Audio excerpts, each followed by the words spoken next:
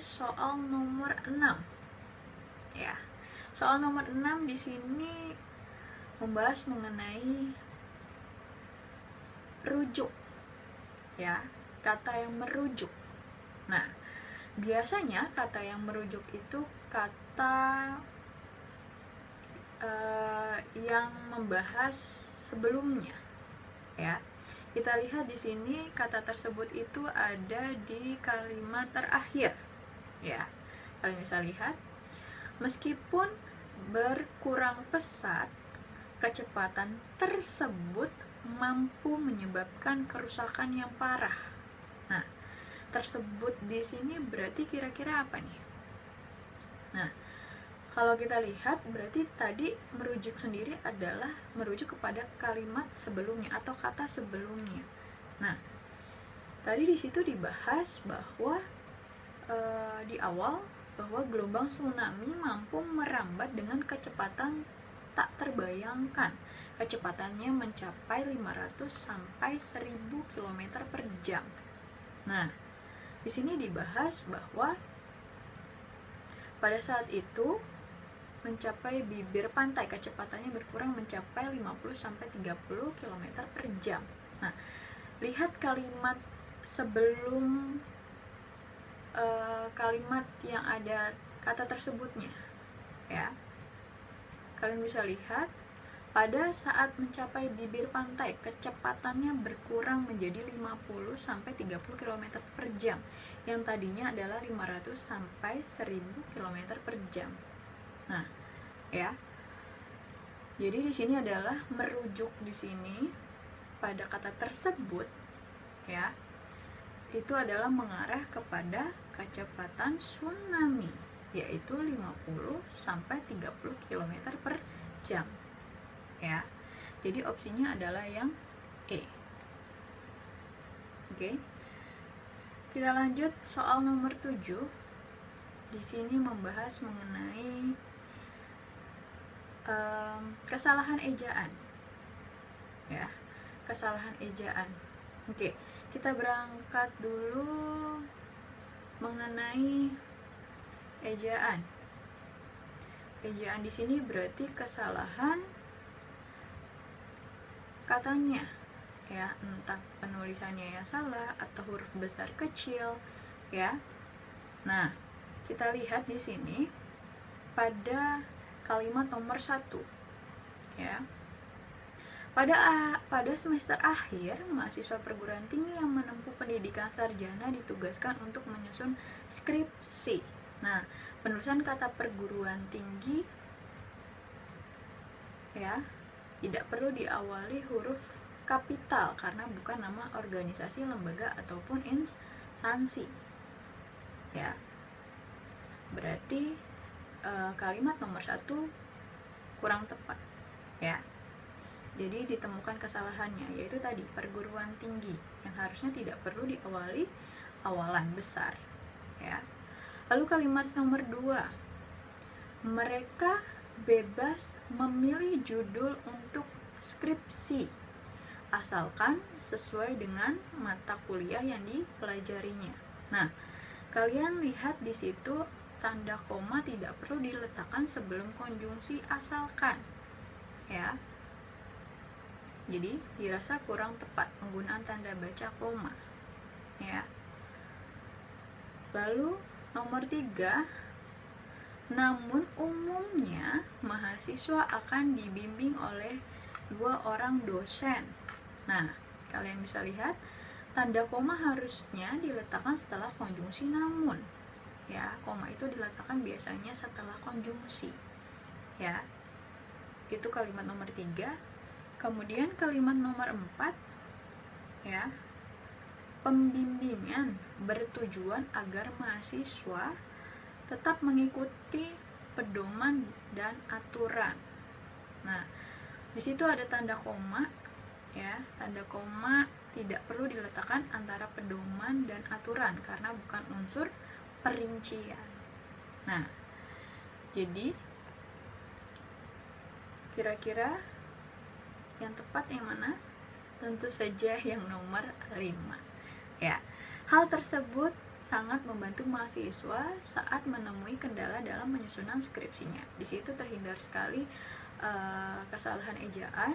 Di situ hanya menggunakan awalan aja besar H, padahal lalu diakhiri dengan titik setelah skripsi, pada kata skripsinya baru titik. Sudah betul ya. Kita lanjut ke nomor 8 ya. Masih sama kalau tadi kesalahan ejaan, nah sekarang kesalahannya ejaannya adalah kata di dalam paragraf. Nah, kita lihat di sini ya. Kesalahannya di sini adalah penulisan tidak baku. Pasti kalian bisa langsung cepat ketemu ya. Yang tidak bakunya yang mana? Kalau kita lihat di sini ada kata inovasi baru, inovasi, yang seharusnya kata tersebut adalah kata yang tidak baku. Bakunya adalah pada kata inovasi ya. Saya rasa itu untuk nomor 8 pembahasannya. Kita lanjut ke nomor 9. Kita lihat nomor 9 membahas mengenai penggunaan tanda baca koma. Yang tepat yang mana sih?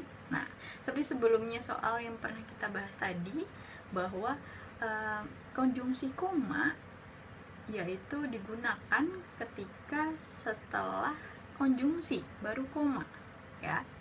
Kita lihat di sini di nomor 1, oleh karena itu koma. Oleh karena itu konjungsi ya. Lalu koma berarti betul. Lalu kita lihat nomor 2, jadi koma. Nah, jadi adalah konjungsi juga. Lalu nomor 3, akan tetapi, betul sekali, akan tetapi juga sama, masih konjungsi lalu koma. Kemudian yang keempat, kamu itu menyebalkan karena kamu tidak pernah menuruti perintahku. Nah, padahal di situ ada karena, tapi penggunaan komanya di nomor 4 sebelum karena. Jadi kurang tepat ya. Jadi yang betul yang mana? Betul sekali, opsi yang B ya. 1, 2, dan 3.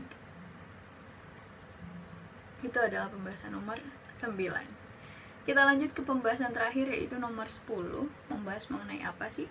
Nah, membahas mengenai perbaikan ejaan ya. Kita akan koreksi bareng-bareng pada kalimat di gunung itu pun engkau akan dikenal orang, bujuk Satilawati ya. Nah, kira-kira perbaikan ejaannya yang mana nih? Di situ terdapat 2 ya. Kalau kalian tegas melihat di situ ada ejaan di ya, di sebagai apa? Iya, betul. Kata depan di dan di imbuhan ya. Jadi di kebagi 2. Kita lihat di situ di gunung ya. Di ke punya batasan yang sama, di ke yang menunjukkan tempat, lokasi atau arah, di atau ke itu dipisah ya, pisah. Nah, sedangkan yang tidak menunjukkan tempat, arah, lokasi, di atau ke digabung. Nah, kita lihat kalimat di nomor 10, di gunung berarti menunjukkan apa?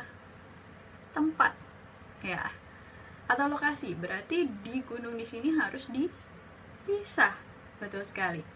Di gunung itu pun engkau. Nah, kalian pasti kejebak, engkau pasti huruf besar ya.